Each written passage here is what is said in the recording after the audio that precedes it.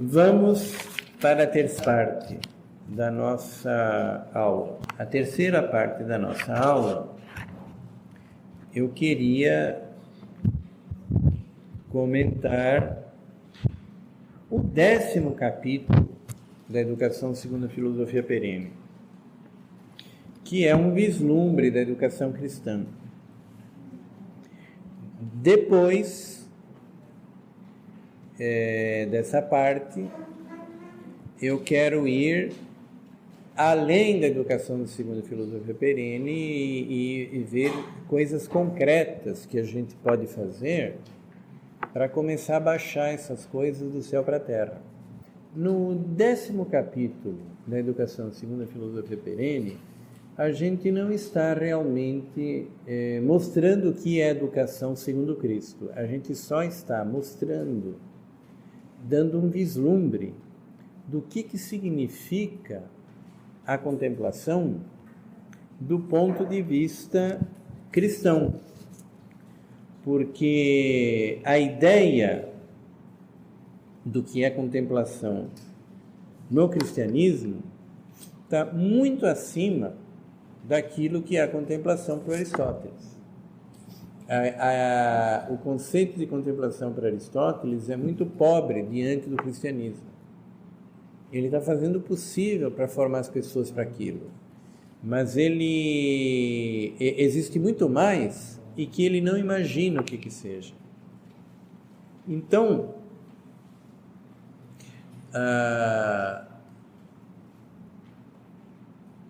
o conceito de conhecimento para o Aristóteles, ele começa pelo conhecimento da essência das coisas e depois ele passa para o relacionamento de causa e efeito e até ele conseguir enxergar que existe uma harmonia tão completa entre todos os ângulos possíveis e imagináveis de tudo que existe, que isso só pode ser explicado, a única explicação que tem é que existe um princípio único e não vários distintos. Senão não poderia haver essa harmonia entre todas as coisas simultaneamente, tanto as realidades humanas como as da natureza. E, então, o conhecimento que o Aristóteles está falando é aquele que começa através do entendimento da essência das coisas. Ou seja, a gente vê as coisas com estes olhos, com esses ouvidos, relembra eles com a memória e tenta compreender o que elas são. E é a partir deste conhecimento sensorial das coisas que a gente, pouco a pouco, vai chegando a entender a realidade das coisas, a harmonia do mundo, a inter-relação entre tudo e a existência de um primeiro princípio, sem o qual nada se explica e com o qual tudo se encaixa e que permite você não só alcançar a profundidade das possibilidades do pensamento humano, como inclusive você mesmo se ordenar dentro disto e ordenar as coisas à tua volta. É como Timeu estava dizendo, esse primeiro princípio, seja lá quem for, ele ao fazer o universo estava contemplando o modelo eterno. E nós também, ao ordenarmos as coisas à nossa volta, a nossa casa, a nossa família, nosso país, nossa comunidade, nossa empresa, nós temos que ordená-lo de acordo com esse panorama extraordinário que a gente está vendo.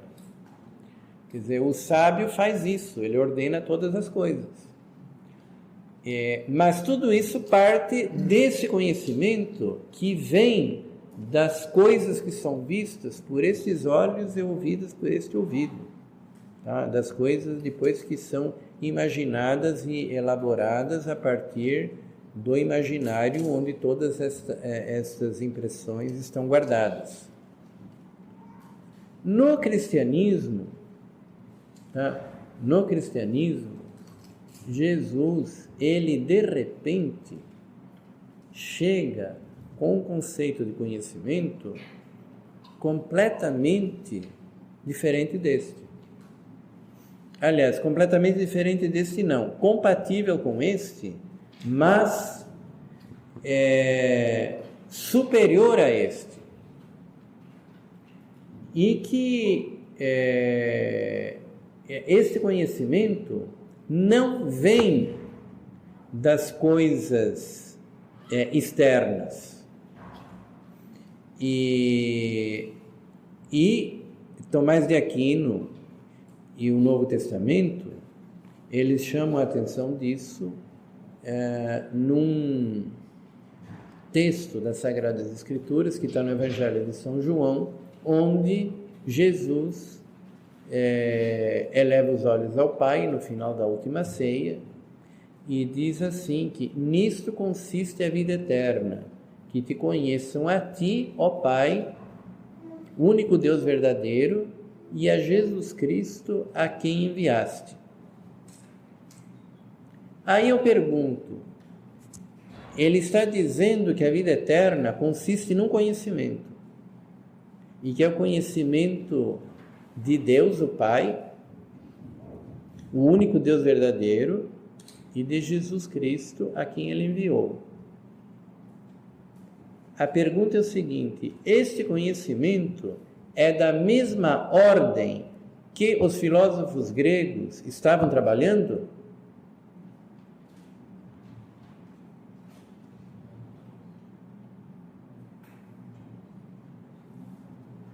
Os filósofos gregos poderiam dizer: não, mas eu cheguei a compreender que existe um primeiro princípio que é o que causa a harmonia de todo o cosmos.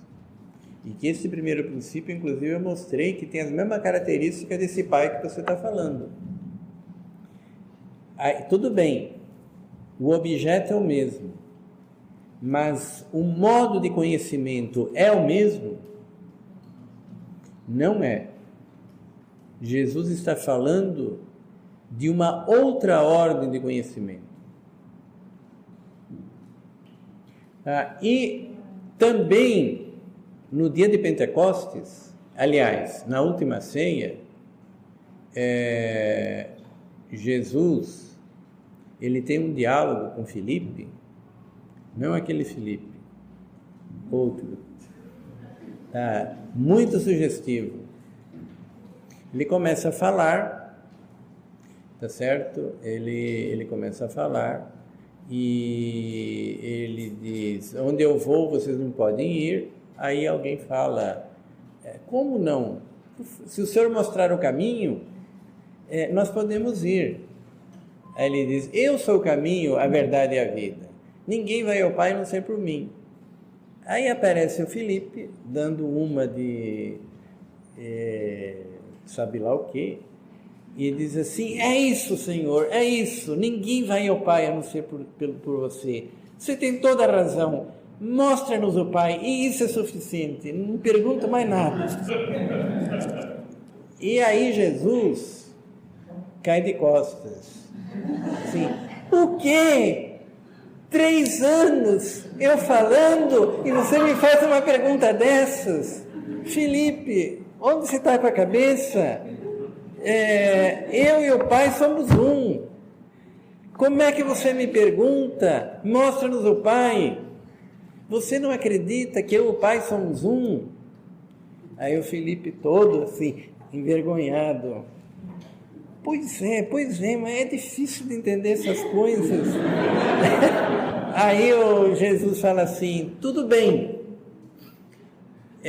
eu entendo, mas se vocês não conseguem enxergar isso, pelo menos creia no que eu estou falando, porque olha, eu ressuscitei o Lázaro, eu ressuscitei o viúvo de Naim, eu andei em cima d'água, eu multipliquei os pães, eu fiz isso, eu fiz aquilo, e vocês viram eu no Monte Tabor.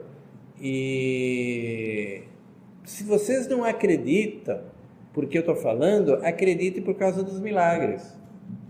Tá? Creia que se eu fiz tudo isso, eu devo saber o que eu estou falando.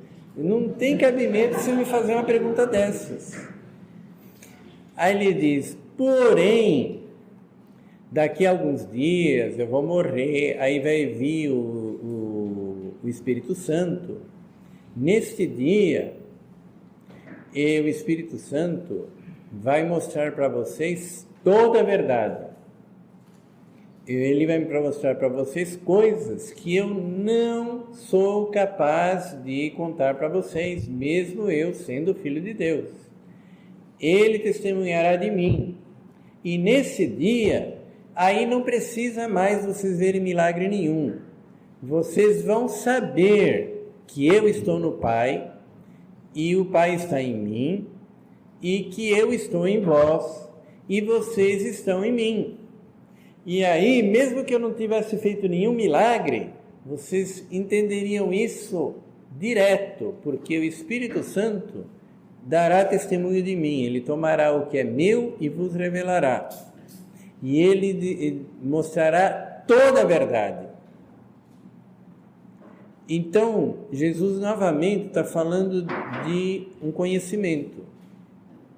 Mas eu pergunto, esse conhecimento, apesar de ser das coisas divinas, de ser do primeiro princípio, é do mesmo tipo de que os filósofos gregos estavam falando? Dá para perceber que é outra coisa. Dá para perceber que é outra coisa. É outra coisa completamente diferente. Então existe uma forma de conhecimento muito maior do que os filósofos gregos jamais sonharam. E se a filosofia é levar a mente humana aos limites da perfectibilidade, e isso está muito além do que qualquer grego jamais sonhou, a verdadeira filosofia não é essa outra. E essa outra se aprende. Não como a gente aprende física e matemática, mas a gente aprende, assim como a gente aprende a amar uma pessoa. Existe uma maneira de aprender. Então, se existe essa outra forma de conhecimento, justamente quando Jesus disse, ide, ensinai tudo aquilo que eu vos ensinei, batizando em nome do Pai, do Filho e do Espírito Santo, ele estava, na verdade, pedindo que a gente pudesse ensinar as pessoas a chegar até este modo de relacionamento com Deus. Então, isso transcende a educação grega. E, inclusive, é muito importante a gente ter uma ideia sólida no que é a educação grega, para a gente perceber o quão longe ela está disso daí. Porque senão a gente imagina, isso daí eu já estou sabendo desde criança. Desde a primeira comunhão eu já sei de tudo isso. E imagina, se você ficou surpreso com a filosofia grega, então isso daqui está muito além, está milhões de anos-luz além do que qualquer grego jamais imaginou. E aí, como é que começa? De onde que parte isso? Então, a filosofia grega, ela parte de uma retificação moral do indivíduo, que é feita pela ética, tá, justamente para que a animalidade humana não atrapalhe o desenvolvimento da mente, mas o desenvolvimento da mente propriamente dito vem pelo estudo.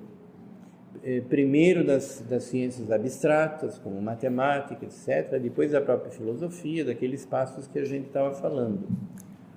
O conhecimento de que o Cristo está falando, por incrível que pareça, por mais incrível que pareça, a gente vê isso claramente nas Sagradas Escrituras, ele vem pela fé. O ponto de partida não é a determinação da essência de todas as coisas e da inter-relação casual delas, como o Aristóteles faz. O ponto de partida desse conhecimento, o ponto de partida remoto, é aquilo que a gente chama de fé. Então, quando o São Tomás de Aquino, ele diz exatamente isso, e isso está citado na Educação segundo a Filosofia Perene, que quando Jesus diz: nisto consiste a vida eterna, que conheçam a Ti, ó Pai, único Deus verdadeiro, e aquele a quem enviaste, Jesus Cristo, ele diz: este conhecimento justamente começa pela fé. A fé é um modo de conhecer, é um modo inicial de conhecer essas realidades. E a gente vê isso pela própria Sagrada Escritura, quando na Epístola aos Hebreus, capítulo 11, verso 1, São Paulo diz: a fé é a substância das coisas que se esperam, é o argumento das coisas que não se veem. Então ele está colocando a fé em termos de conhecimento. Então nós, como a gente é produto de uma educação totalmente pragmatizada, numa igreja cuja educação ela está em crise, a gente geralmente está muito mal acostumado com isso. A gente acredita que fé é você ter confiança. Mas a verdade é que a fé é uma virtude da inteligência. E isso está assim na Suma Teológica. Tá? A fé é uma virtude pela qual a inteligência humana assente a uma verdade revelada por Deus, porque a gente concorda com essa verdade, mas não porque a gente conseguiu fazer a demonstração, mas porque a graça está agindo sobre nós, ilumina nossa mente, convida o nosso coração para assentir aquilo que Deus está revelando e saborear isto como se fosse uma verdade. Então é um modo de conhecimento. Pela fé, a gente sabe que Jesus é Deus, que Ele está na Eucaristia, e a gente vê essas coisas claramente, e essas coisas se tornam como que naturais. E a ajuda da graça nisso é tão, às vezes, tão corriqueira em nós, que a gente às vezes nem percebe mais. Então eu vou dar um exemplo assim que aconteceu comigo. Eu tenho formação em filosofia, mas antes de a gente ter formação em filosofia, eu fui engenheiro químico. Trabalhei na indústria química algum tempo. Depois eu tive um tempo onde eu dei aula de química no 2º grau. Algumas pessoas gostavam muito das aulas que eu dava, porque eu dava exemplos práticos de coisas que eu tinha visto. Desastres, fábrica explodindo, e contava como é que tinha sido a explosão, onde que o pessoal tinha errado, e como que fazia análise disso, daquilo. Então, eu tinha alguns alunos que vibravam com isso. Aí, um belo dia, um desses, que era louquinho por química, quis fazer uma visita para mim. E eu não estava em casa. Falaram que eu estava na igreja. O professor vai na igreja? E aí estava tendo uma missa. E ele chegou na hora da comunhão. Ele disse: espera um pouquinho, deixa eu ir na comunhão. Aí quando ele voltou, quando eu voltei, ele falou: professor, o que o senhor foi fazer lá? Me explica esse negócio. Aí eu falei que eu fui comungar o corpo e o sangue de Cristo. Não, mas o senhor está brincando. Não, eu não estou brincando. Professor, o senhor é professor de química. O senhor vai me dizer que aquilo leva o corpo e o sangue de Cristo? Mas, professor, leva para o laboratório, faz uma análise, a gente vai junto. O senhor não vai encontrar nada. O senhor está louco, professor? E aí eu pensei assim, bom, é verdade, quer dizer, parece uma loucura. E eu tenho todos os elementos para ter certeza que é uma loucura, mas eu tenho certeza que é verdade. Ninguém melhor do que eu poderia provar que aquilo é uma mentira, mas eu tenho certeza absoluta que é verdade. E não é uma certeza cega, eu tenho experiência que aquilo é verdade. Então, como é que a gente pode explicar uma coisa dessas? Isso daí é porque não dá para provar. Mas, como Deus revelou, a gente concorda e saboreia aquilo como verdade, a gente experimenta a verdade daquilo, mas porque a graça ilumina a inteligência e convida o coração. Então, tudo bem, eu sei que se eu levar no laboratório e fazer análise, não vai dar nada, mas eu tenho certeza absoluta que ali é o corpo e o sangue de Cristo. Então, como é que você explica uma coisa dessas? A explicação é São Tomás de Aquino dá. Isso é um modo diferente de conhecimento. E você tem um outro exemplo mais fantástico do que isso, que é os dois ladrões que estavam na cruz. Aí Cristo estava morrendo, os outros dois ladrões estavam condenados, de repente um começou a combinar com ele uma vaga no reino dos céus. E o outro ladrão estava falando, cara, você está louco? É que nem esse aluno. Que reino dos céus? Antes do sol se pôr, nós vamos estar tudo morto e nós vamos para o IML. Eles vão dissecar os cadáveres da gente. Onde é essa vaga que você está procurando? E aí talvez ele tenha dito, cara, se você não entende, fica na tua. Não me atrapalhe que eu sei o que estou fazendo. E de fato, naquele mesmo dia ele estava com ele no paraíso. Então, de onde que paraíso que ele estava enxergando, que eu te pergunto? No entanto, quem devia estar com a lógica era o outro. Mas ele estava vendo o paraíso. Não só estava vendo o paraíso, ele tinha certeza daquilo ali. Tá certo? E então, na Suma Teológica do Tomás de Aquino, São Tomás diz assim, isto é uma outra forma de conhecimento. Isso é uma virtude da inteligência. Pela fé, a gente enxerga uma verdade, mas não é porque a gente demonstrou, é porque Deus revelou externamente, tá? Deus revelou externamente, e aí uma graça interior iluminou a mente e convidou o coração para você aceitar aquilo e não só aceitá-lo, mas como experimentar aquilo como uma experiência de verdade. Como uma experiência de verdade, tal como a verdade mesmo, a verdade científica, só que de outro tipo, de outra ordem. Mas é uma experiência de verdade. A experiência de fé é uma experiência de verdade. E tanto assim que depois, vocês podem olhar no capítulo 17 de São João, quando Jesus está falando com o Pai, Jesus diz assim,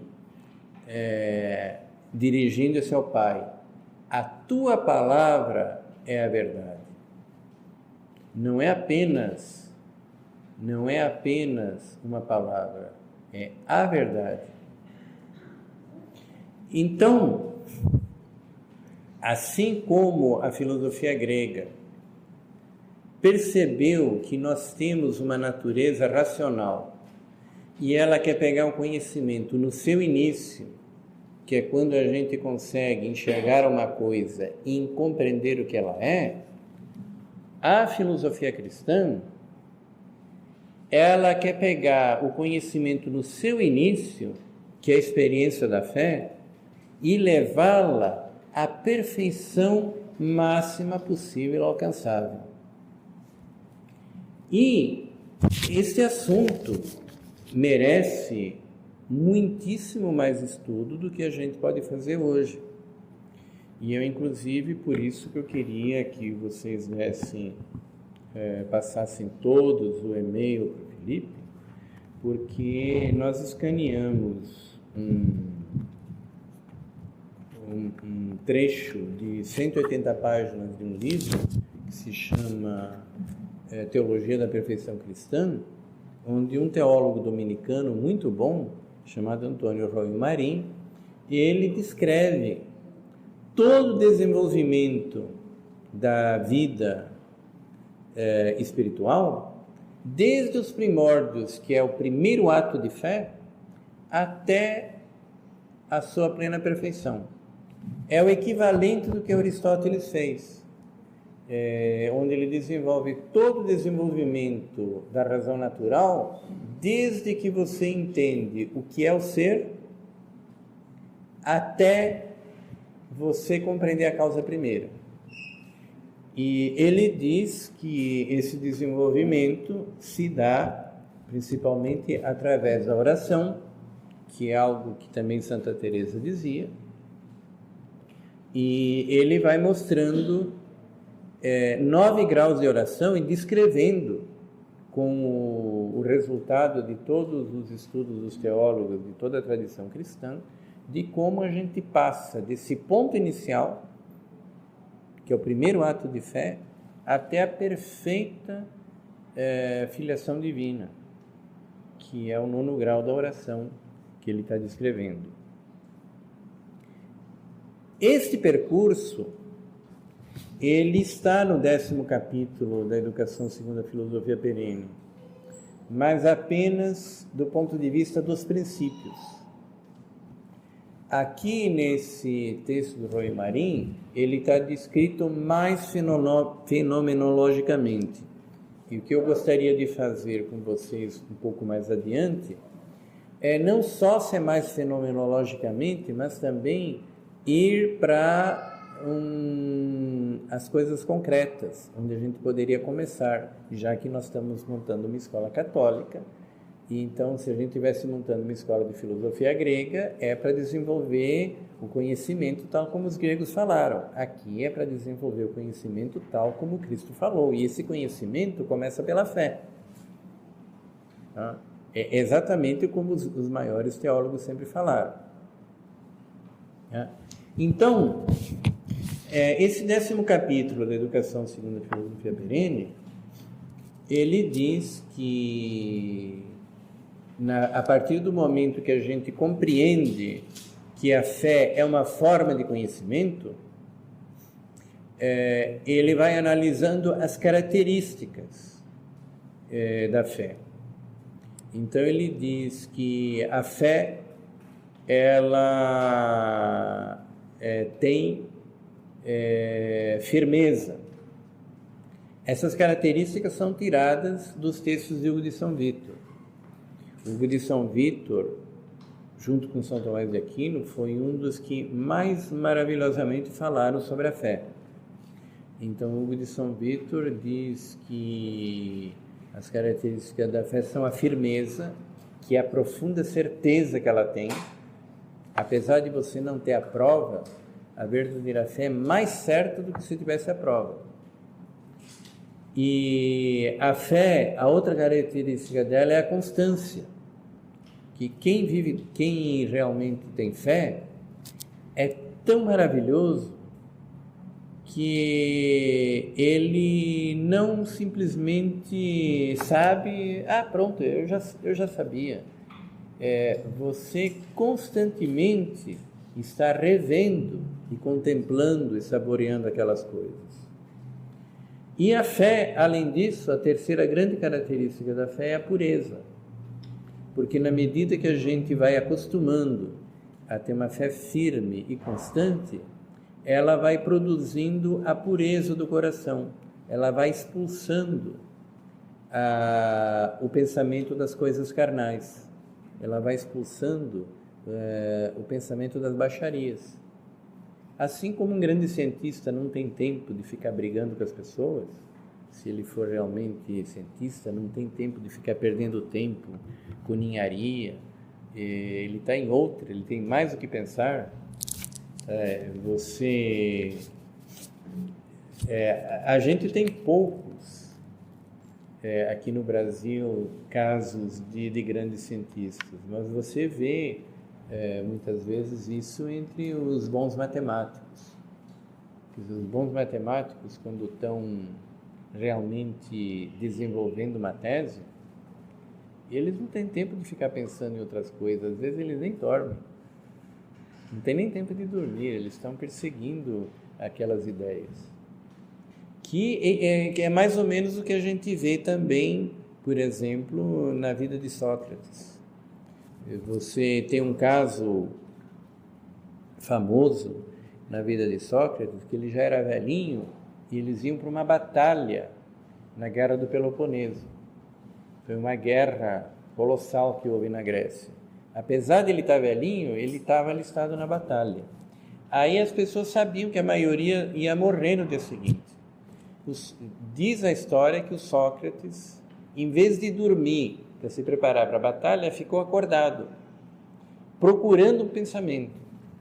Aí todo mundo foi dormir e viram que o Sócrates, apesar de ser o mais velhinho de todos, não queria dormir, ele estava procurando um pensamento. Ele diz, não, ele é assim, ele está procurando um pensamento.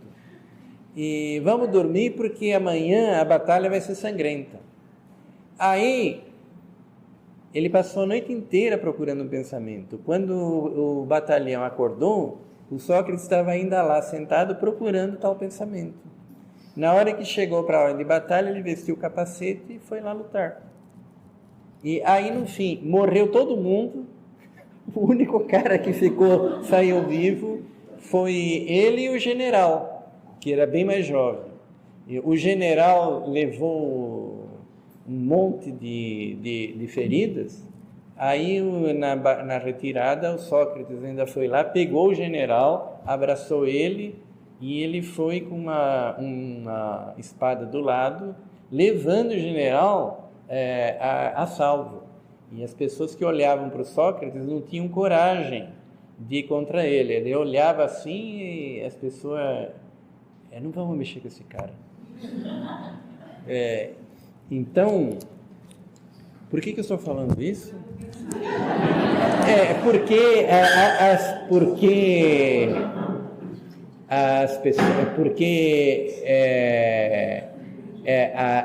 Isso daqui parece com a pureza da fé. Na medida que a fé vai se tornando firme e constante, ela vai se tornando pura, porque quem realmente está com a mente nas coisas mais altas não tem tempo de ficar pensando em bobagem.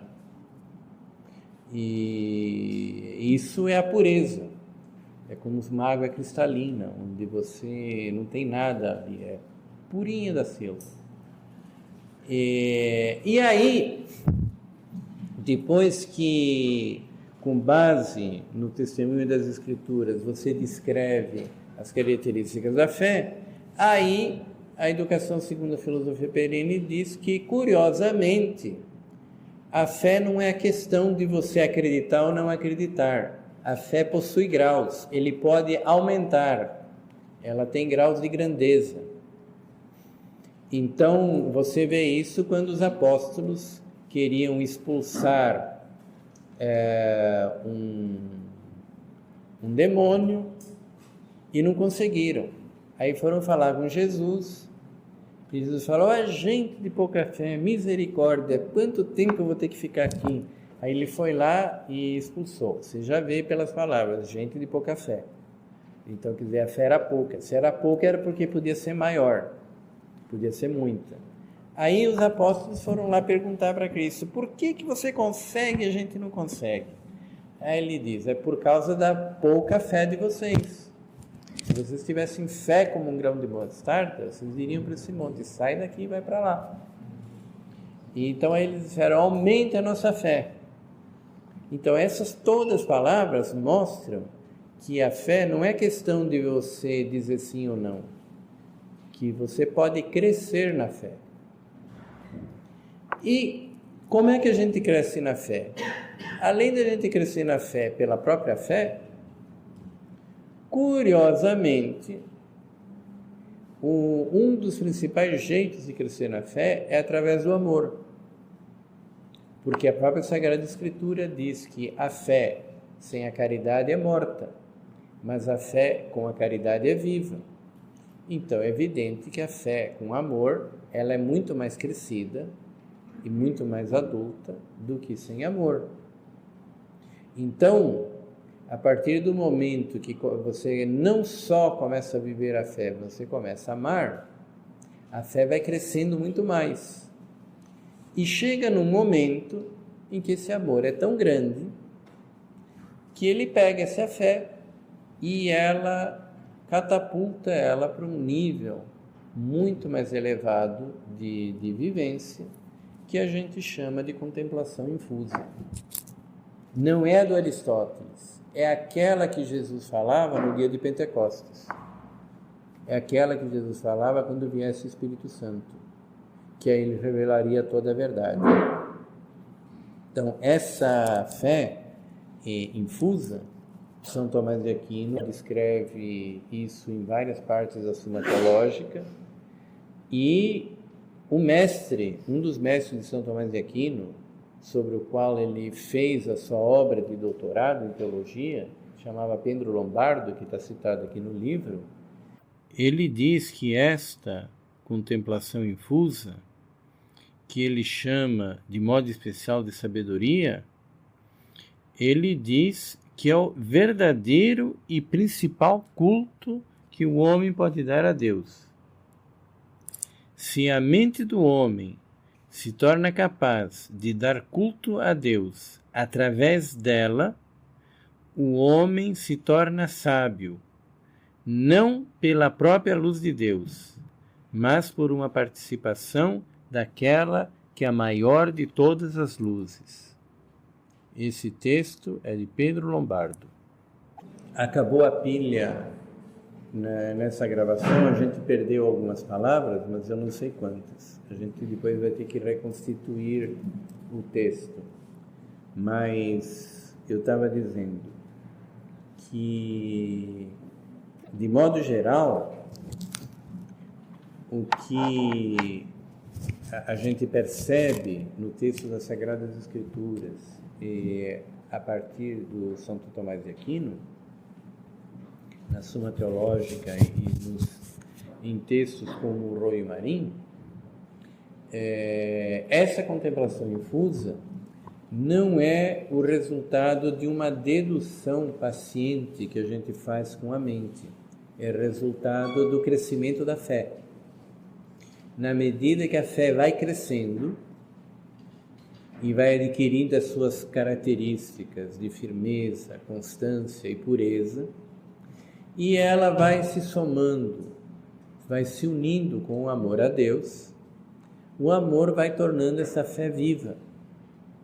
E na medida que a fé, e aí ela alimenta primeiro a caridade, porque na medida que você vai crescendo pela fé, você vai conhecendo melhor a Deus e vai amando o melhor, a partir de um certo momento, a caridade toma a dianteira e que ela passa a controlar o crescimento da vida espiritual.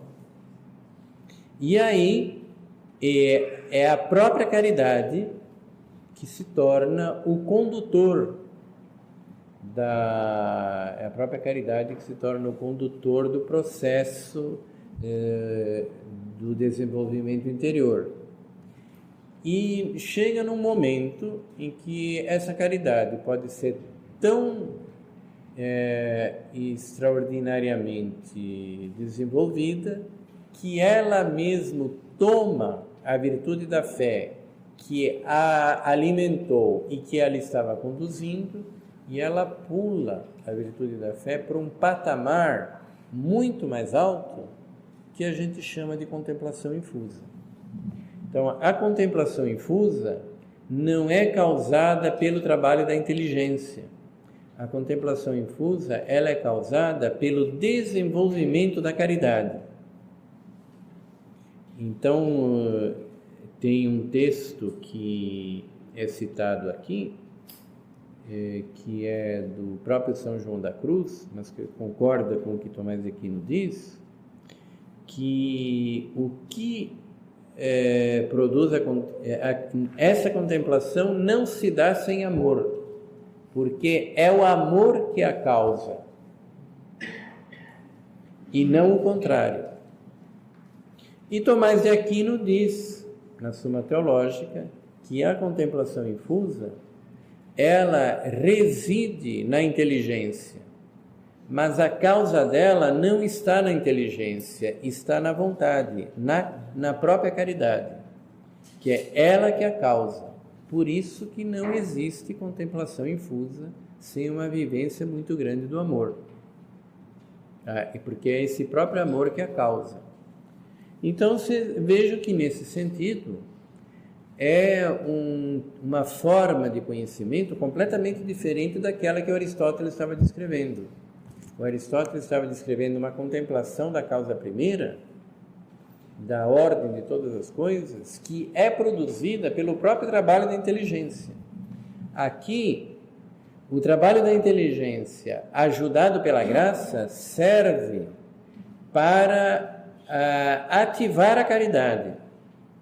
E essa caridade, na medida que vai se desenvolvendo, ela chega a um nível de profundidade tamanho que ela passa a conduzir o processo.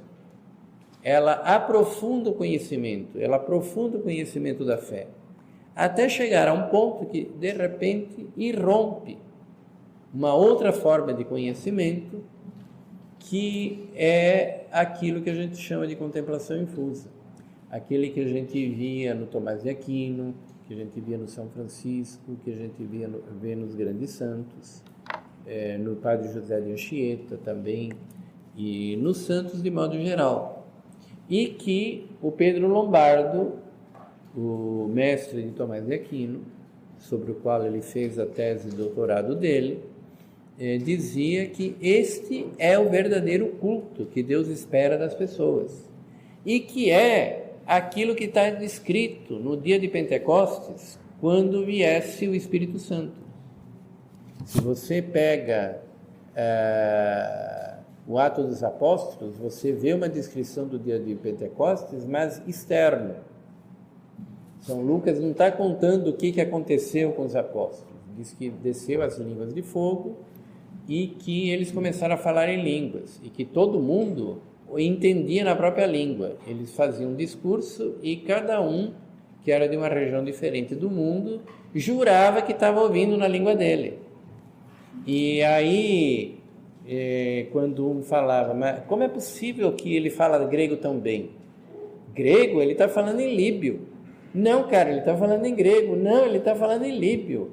Líbio, eu ouvi ele falando em persa. E o que ele falou? Ele falou isso, né? É isso que ele falou, mas eu ouvi em líbio. E, não, ele falou em copta. E daí eles perceberam que, seja lá o que eles estavam falando, cada um entendia na própria língua. Então ele estava contando o que estava acontecendo externamente.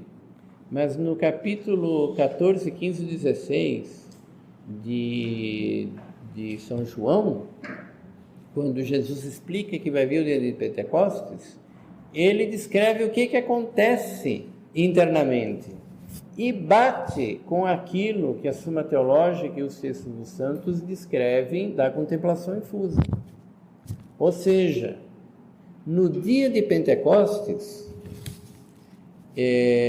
veio o Espírito Santo de Pentecostes para todos os apóstolos, mas ele ainda vem hoje, individualmente, se a gente, crescendo nas virtudes teologais, a gente alcança aquilo que Tomás de Aquino e os santos chamam de contemplação infusa. Qual é a diferença desse texto aqui do Royo Marim do texto que São Tomás de Aquino e a Educação segundo a Filosofia Perene colocam? A diferença é que tanto Tomás de Aquino como a Educação segundo a Filosofia Perene estão dando os princípios. O Royo Marim está explicando os passos, ponto a ponto, de como se chega lá. Tá? Mas ele não está dizendo exatamente como se faz, ele está descrevendo a fenomenologia do processo, até chegar na contemplação infusa e passar. Como é que o Ronho Marim sabe disso? O Ronho Marim sabe disso principalmente porque 300 anos depois de Tomás de Aquino, uma pessoa que chamava-se Santa Teresa de Ávila foi obrigada pelo voto de obediência a escrever como é que tinha acontecido. E ela não queria escrever. Ele falou: você não tem saída, você agora deve obediência para mim, então eu te ordeno, é uma ordem. E aí inclusive ela disse que ela foi falar com Cristo e disse: olha, estão me obrigando a escrever isso, o que eu faço? Aí o Cristo falou: escreve, eu te ajudo, e aí eu te dou uma ideia. Aí, inclusive, ela disse que o Cristo apareceu para ela e deu um esquema geral: olha, faz assim, e vai contando.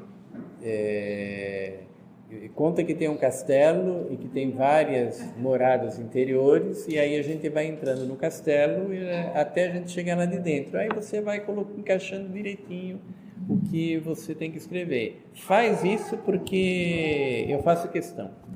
Aí ela escreveu o Castelo Interior. É um relato disso. Muitas pessoas hoje em dia, que a vida espiritual está em baixa, não conseguem entender mais aquilo, o que está lá no Castelo Interior. Inclusive, alguns são adeptos da teologia da libertação, não dão importância, outros não atinam com a importância, e outros entendem o que é aquilo, mas acham que aquilo é a experiência dela, não vale para os outros. Mas a verdade é que aquilo não é a experiência dela, aquilo é a marcha que todos nós deveríamos fazer se a gente quiser chegar lá. Aquilo são as etapas pelas quais passa. E por que com ela foi assim e comigo não? É simplesmente porque você não quer passar do primeiro estágio. É só por isso.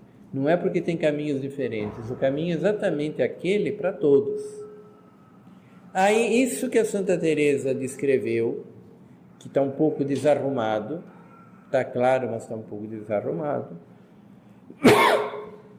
No começo do século XX, uma turma de padres dominicanos, de teólogos dominicanos, cujo iniciador foi um padre chamado João Arintero, eles começaram a dissecar analiticamente, começaram a destrinchar e tentar colocar em ordem. 50 anos depois, mais ou menos na época do Concílio Vaticano II, o Ronho Marim resolveu escrever esse esquema, que é o mesmo esquema que a Santa Teresa usa no Castelo Interior, mas ordenado assim didaticamente, bem arrumado, explicadinho. A gente vê as etapas todas. Então a Santa Teresa dividiu em 7 etapas, que são as 7 moradas. O Ronho Marim, para finalidades didáticas, acabou dividindo em 9 etapas. Então ele vai mostrando essas etapas como etapas ou graus de oração. Ele mostra que na medida que você vai avançando, a vida de oração vai se desenvolvendo muito mais. Essa ideia de que é a vida de oração que vai se desenvolvendo muito mais, ela vem da própria Santa Teresa. A Santa Teresa diz que na primeira etapa você pode entrar pela conversão, pelos sacramentos. A partir daí, os sacramentos, etc., vão ajudar horrores. Mas se não houver uma vida de oração, você não avança mais. Então, para ir da segunda etapa em diante, se não houver uma vida de oração, não funciona. Que, na verdade, é pela vida de oração que você desenvolve a vida da fé e a vida da caridade. E que são essas que levam à contemplação infusa. Então, o Ronho Marim, ele coloca 9 graus de oração, e ele diz que a contemplação infusa começa no 7º dos 9. Tá? Então, tem 6 etapas para queimar antes de chegar na contemplação infusa. E depois da contemplação infusa tem mais 2 antes de chegar à perfeição da filiação divina. Aquilo que Jesus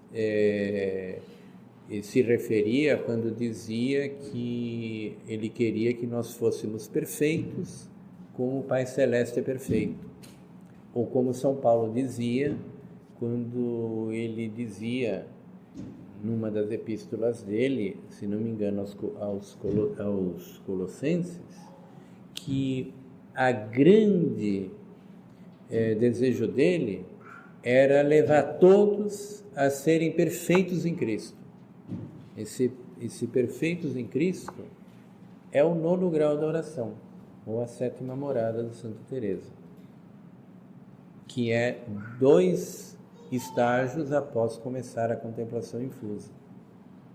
De tudo isso, os filósofos gregos não faziam a mínima ideia, ou então tinham uma desconfiança muito remota que pudesse haver. E uma escola católica, uma escola verdadeiramente cristã, ela deveria preparar para isso. Não digo que você matricule os alunos e aí antes deles receberem o diploma, eles já têm a contemplação infusa. A coisa, principalmente nos dias de hoje, é muito mais complexa do que isso. Mas, pelo menos, os alunos de uma escola católica,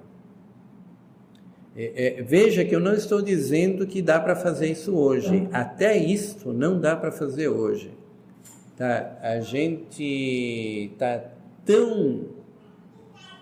decaiu tanto nos últimos 1000 anos que isto é que seria o desejável, mas não dá para fazer isso agora. Não tem ninguém que seja capaz de fazer uma coisa dessas. A gente pode fazer algo que seja uma preparação remota para daqui a gerações fazer alguma coisa nesse sentido. Mas o ideal seria que numa escola católica as crianças aprendessem a rezar profundamente, quase como se fosse uma parte do currículo, uma parte dos objetivos, e eles aprendessem a fazer isso na prática e na teoria, e pelo menos eles saíssem da escola, se não tivessem no 7º grau de oração e na contemplação infusa, que eu não vou dizer que estejam, pelo menos eles soubessem organizar a vida deles, saindo da escola, como médico, engenheiro, advogado, pai de família, sacerdote, bispo, coroinha, seja lá o que for, lixeiro, que ele soubesse organizar a vida dele, para que pelo menos antes de ele morrer com 80 anos, ele tivesse chegado em algum ponto bem perto disto ou nisto. Que ele soubesse organizar a vida dele, da família dele, dos filhos dele, de tal maneira que ele conscientemente soubesse se dirigir a isto sem se atrapalhar. Coisa que hoje em dia até mesmo sacerdotes e a maioria dos religiosos não sabem fazer muito bem, não tem isso muito claro. Então,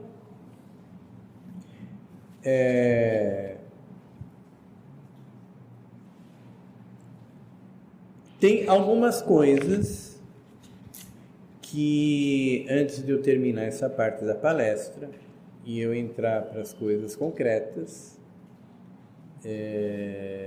eu gostaria de acrescentar, que talvez não tenha ficado muito claro pelo que eu falei. Eu falei que a fé é uma virtude pela qual a gente experimenta um modo diferente de conhecimento, que a gente experimenta uma verdade que Deus revela como verdade, mas não porque a gente deduziu, mas porque a graça iluminou a inteligência e moveu e convidou o coração. Na medida que ela se desenvolve, essa experiência da fé, ela irá mover a caridade, incendiar a caridade. E na medida que a caridade vai se incendiando, ela vai tomando a coordenação do aprofundamento desse conhecimento, até que ela acaba entrando muito lá na frente, num modo de conhecimento que é o próprio conhecimento da fé, mas que ele não é propulsionado apenas pela graça que age diretamente sobre a inteligência e pela vontade, mas ela é propulsionada por uma superabundância da caridade que catapulta a experiência da fé para uma experiência que a gente chama de contemplação infusa. Isso bem mais na frente. Então, vem uma pergunta. De onde que vem essa graça? Primeira coisa, essa graça para começar a crer.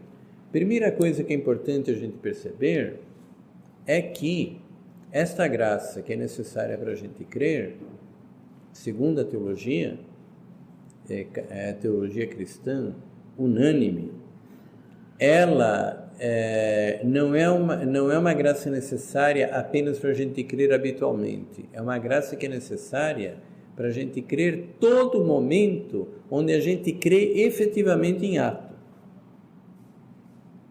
Ou seja, mesmo que você já creia, você não pode reproduzir o conhecimento da fé, você não pode atualizar o conhecimento da fé, se naquele momento você apenas quiser. Você precisa de uma intervenção da graça atual.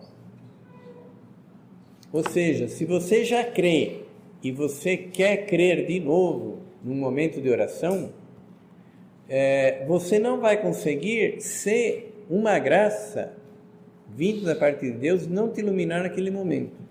É como se fosse algo semelhante à experiência da visão. Você não basta ter olhos sadios para ver. Se tiver tudo escuro, você não vai enxergar nada. Você precisa de uma lâmpada.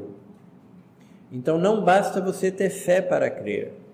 Se você tiver fé, significa que os teus olhos estão sadios, mas você precisa da lâmpada. No momento que você crê de fato, uma luz sobrenatural da graça tem que ter agido. Aí você pode achar muito curioso, de onde vem essa luz? Como é possível que, na verdade, tem gente que crê várias vezes por dia. Então, toda vez que você crê, Deus está agindo sobre você? Sim. A resposta é que sim. Então, quer dizer que a graça está chegando o tempo todo, de todos os lados? E a resposta é sim, mas não é de todos os lados. De onde que vem essa graça? Essa graça vem de um fato que é o seguinte: vocês já devem ter ouvido falar que Deus está em todas as coisas. E como é que Deus está em todas as coisas? Por que Deus está em todas as coisas? Deus está em todas as coisas porque Deus criou todas as coisas. E ao criar todas as coisas, ao tirar as coisas do nada, a filosofia, a teologia dizem que Deus não pode, mesmo sendo Deus, dar o poder às coisas continuarem existindo por si sós. Se Deus tira as coisas do nada, ele tem que continuar sustentando as coisas do nada. Isso é uma coisa que o Aristóteles nunca suspeitou. Ele sabia que existe uma causa primeira de todas as coisas, mas ele nunca suspeitou que essa causa tinha criado todas as coisas e que ele precisava sustentar as coisas no ser. Isto foram os filósofos cristãos que acabaram deduzindo. Então, se eu fosse Deus e eu criasse esse livro, eu teria que continuar sustentando esse livro no ser, senão ele desapareceria na mesma hora que eu me distraísse a primeira vez. E por isso, inclusive, é uma grande maravilha que ninguém é capaz de criar alguma coisa do nada, porque se a gente criasse alguma coisa do nada, criasse um cafezinho, a pessoa teria que ficar se concentrando no cafezinho sem um segundo de distração. Distraiu um instante, plif, acabou o cafezinho. Ou seja, para criar as coisas do nada e continuar existindo com alguma utilidade, só se for Deus mesmo, que é onisciente, onipresente e sabe tudo e não se distrai e está fora do tempo. Então Deus tem que continuar mantendo as coisas no ser. Portanto, como Deus tem que manter todas as coisas no ser, Ele está presente em todas as coisas o tempo todo, sustentando essas coisas no ser. E Ele pode, exatamente por causa disso, agir sobre essas coisas quando Ele bem entenda. Só que, na maioria das coisas, Ele não precisa fazer isso. Então ele criou esse livro, o papel desse livro, e ele sustenta o papel desse livro no ser. Ele criou uma pedra e sustenta aquela pedra no ser. Para que ele vai ficar mexendo naquela pedra que ele criou e está sustentando no ser? Não tem razão nenhuma. As leis da natureza já são suficientes para mover aquilo.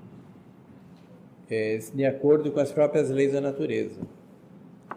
Só no caso dos seres humanos e dos anjos e dos seres inteligentes é que isso teria algum cabimento.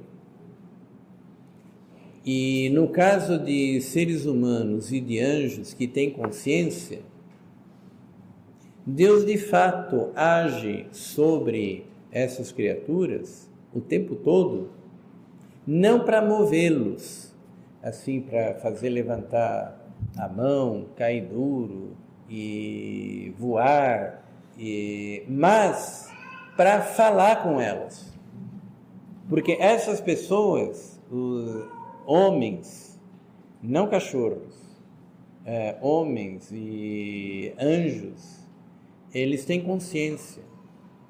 Então, sem perturbar a ordem do universo, se Deus ficasse movendo os seres naturais à torta e à direita, ele estaria perturbando a ordem no curso normal das coisas o tempo todo. Mas se aqueles entes que eles têm consciência, Deus se comunica com eles, os inspira, lhe passa uma luz, por exemplo, isso aí não vai perturbar a ordem do universo.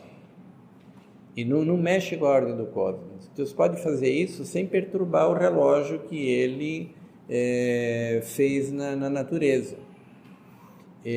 Então, já que ele pode fazer isso e nós podemos ouvir, ele faz isso, na verdade, o tempo todo. É exatamente porque ele está em nós, sustentando a nossa alma no ser, que ele pode nos enviar a graça para crer e para iluminar a nossa inteligência o tempo todo. E com certeza ele faz isso milhares e milhares e milhares de vezes na nossa vida. E muito mais se a gente vive em estado de graça, e muito mais se a gente o ama, e muito mais se a gente reza, e muito mais se a gente segue os seus mandamentos e segue as suas inspirações. Muitas coisas boas que a gente já pensou na vida, e a gente acha que foi a gente que inventou, às vezes não foi invenção nossa, foi uma inspiração que Deus estava dando. O dia que a gente morrer e estiver lá no céu e a gente reclamar, não é justo, você não me avisou, eu não avisei, aí vai passar aquele rolo aqui, ó, tá certo? Todo, como é que chama? Como? Não, vai parecer todo histórico, lá impresso, quilométrico, assim. Olha, aqui eu falei, aqui você desprezou, aqui você foi lá e nem achou que era você, mas na verdade era eu, e estava lá o tempo todo. E é justamente por isso que a gente pode crer, porque na verdade Deus morre de vontade que a gente creia, Ele quer falar conosco. E Ele fala conosco o tempo todo. E, na verdade, a vida dos santos consiste justamente que, na medida que eles crescem pela fé e pela caridade, eles vão ouvindo a voz de Deus cada vez mais claramente. E Deus pode agir cada vez mais claramente e conduzi-los cada vez mais lucidamente. Por isso que a vida dos homens santos está na mão de Deus, porque eles os ouvem. E o dos pecadores não está, porque eles desprezam, não querem ouvir nada. E essa é a grande tragédia. E é exatamente por isso que para a gente crer, não falta graça. Se a gente estiver disposto a crer em Deus, Ele já está lá batendo na porta há muito tempo. É que nem o Salomão dizia, quem realmente procura a sabedoria, se abrir a porta, ela vai ver que ela estava lá na entrada batendo há anos, que você que não deixou ela entrar. Então, a verdade é o seguinte, existe uma outra forma de conhecimento que é baseado na graça e que produz a verdade da fé e que depende da gente ser capaz de se abrir a essa voz da graça e a vida da fé através das virtudes teologais, da fé e da caridade e também da esperança, que eu vou explicar depois como é que ela aparece, e que ela levam não só a contemplação infusa, mas a perfeita filiação divina, que é o que o Royo Marim fala do 9º grau da oração. E se, assim como se a gente fizesse um conservatório, os alunos deveriam sair concertistas, ou pelo menos, se não saírem concertistas, aqueles que quiserem seguir a carreira musical, eles saberiam como fazer. E se a gente fizesse uma escola de filosofia grega, os filósofos gregos deveriam, os futuros filósofos gregos deveriam aprender as virtudes e chegar àquela compreensão do modelo em cima do qual o universo foi baseado para eles disporem todas as coisas dessa maneira. A escola católica, que realmente merece esse nome, ela deveria ser capaz de encaminhar as pessoas para essa outra forma de conhecimento, para uma vida de comunhão com Deus, baseado nas virtudes teologais. E ainda que ela não fizesse isso durante o tempo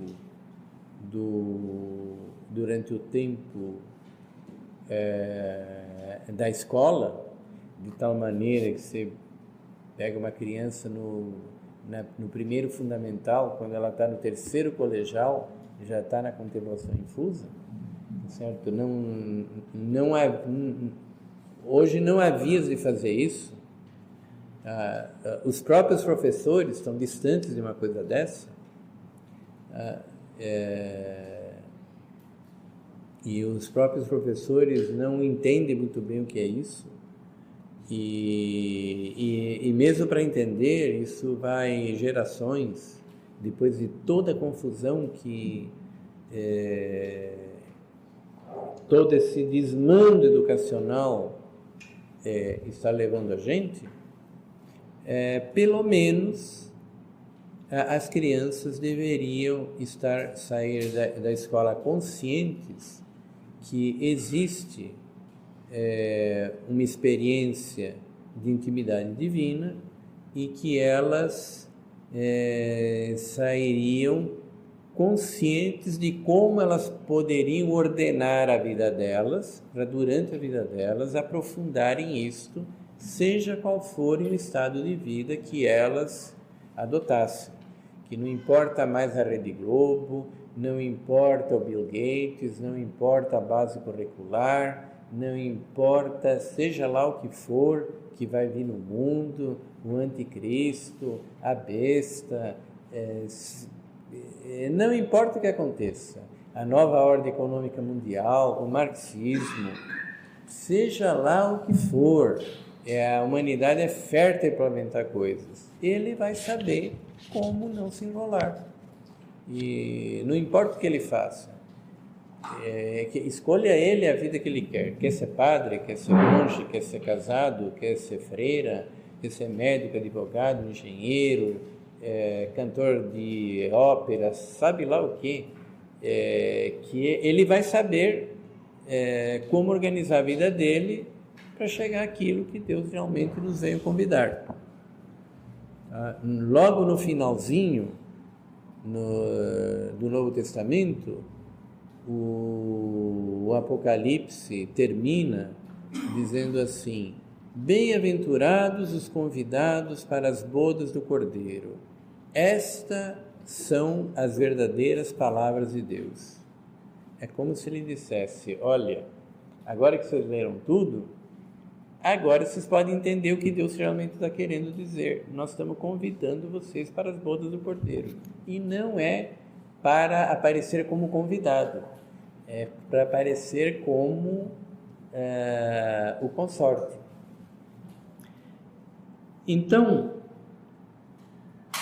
eu vou, no próximo bloco, tentar